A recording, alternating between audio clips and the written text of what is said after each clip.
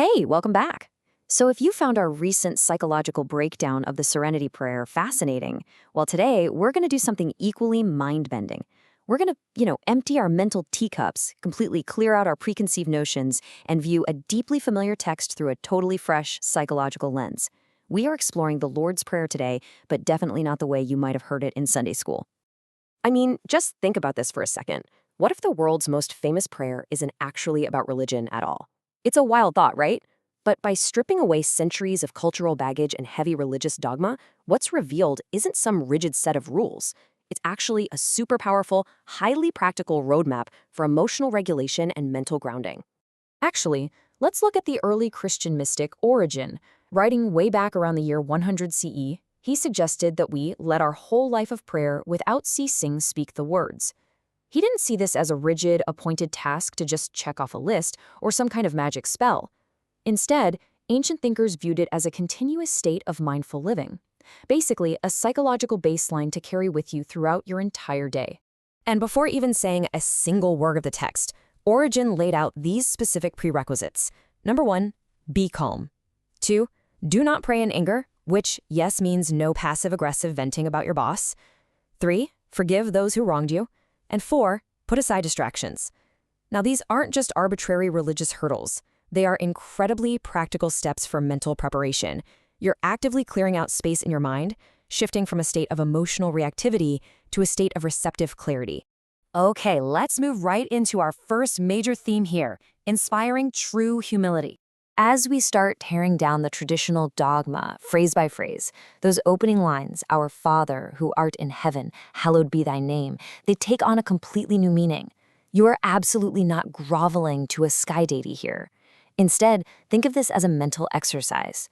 You're acknowledging a reality much greater than yourself and grounding your mind in the awe of something sacred. And why does this matter? Well, respectfully addressing something hallowed or holy literally forces your own ego to shrink. It places you in this healthy, grounded state of humility, which is the absolute foundation for any real emotional growth. Moving right along to section 2, releasing your ego. To actually release the ego, we first have to redefine a really heavily loaded term, God's will.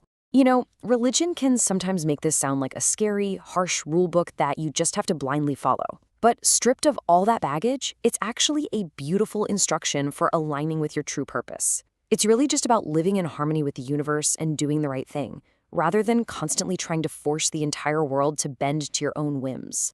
So when we look at "Thy kingdom come, thy will be done," this isn't some passive waiting game for the afterlife, not at all. This is an active psychological shift you are making today. You're literally instructing yourself to let go of your ego-driven desires and live in partnership with the universe, right here, right now. You are actively accepting reality on reality's terms, instead of suffering because the world isn't meeting your specific expectations. Which brings us to section 3, needs and forgiveness. Now we transition to our daily practice in our earthly lives. Give us this day our daily bread. This is such an incredibly powerful mental anchor. It keeps you focused strictly on what you need today. You aren't asking for luxury. You aren't demanding an abundance of wealth for next year. You are prioritizing the spiritual path over material greed. And by narrowing your focus down to just the immediate necessities of this very day, you effectively free your mind from the paralyzing anxiety of tomorrow. Then we reach the mechanics of human resentment. Forgive us our trespasses, as we forgive those who trespass against us. Now, this is not some cosmic bargain or a transactional favor from above. It's a deep psychological process. You're taking responsibility for your own mistakes, sure, but more importantly, you are recognizing that holding on to anger against others literally only poisons you. Forgiving others is quite literally the key that unlocks your own psychological freedom. Releasing others really is the only way to release yourself. All right, section 4, navigating life's hardships. When we inevitably face life's trials, the things that are completely outside of our control, we say, "Lead us not into temptation, but deliver us from evil." You aren't asking for a magical shield against reality here. You aren't asking to be totally exempt from trials. Because, as our ancient mystic Origen pointed out, that is an utter impossibility for humans on Earth. Instead, you are explicitly asking to cultivate the inner wisdom to make better decisions.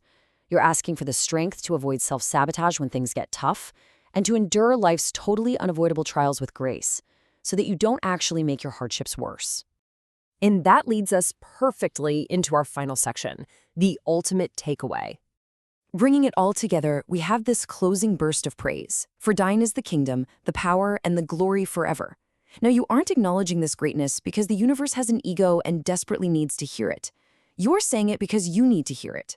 Praising something greater than yourself actively shrinks your own ego. It reminds you that the world doesn't belong to human empires or wealth, and it powerfully keeps your own daily problems in their proper, manageable perspective. And finally, we reach the very last word, Amen. This actually originates from Hebrew, meaning verily, truly, or so be it. When you look at it that way, it becomes super clear that closing the prayer is actually signing a contract with yourself. You are making a conscious agreement with the words you just spoke, firmly affirming your commitment to this new, grounded psychological baseline. We'll wrap up this explainer with a profoundly simple, yet absolutely staggering thought directly from our source material. Prayer does not change God, prayer changes you. When we actually strip away the dogma and look at the psychological framework beneath, we find an incredible tool for finding peace, humility, and harmony with reality. Which really leaves us with a final question to chew on. How might changing your perspective on these ancient words change your reality today? Thanks so much for joining me on this explainer, and keep exploring.